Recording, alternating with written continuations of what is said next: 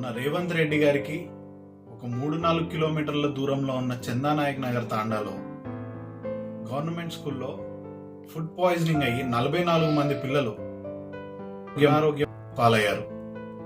38 మంది పిల్లలు కొండాపూర్లో ఉన్న గవర్నమెంట్ హాస్పిటల్లో చికిత్స పొందుతున్నారు.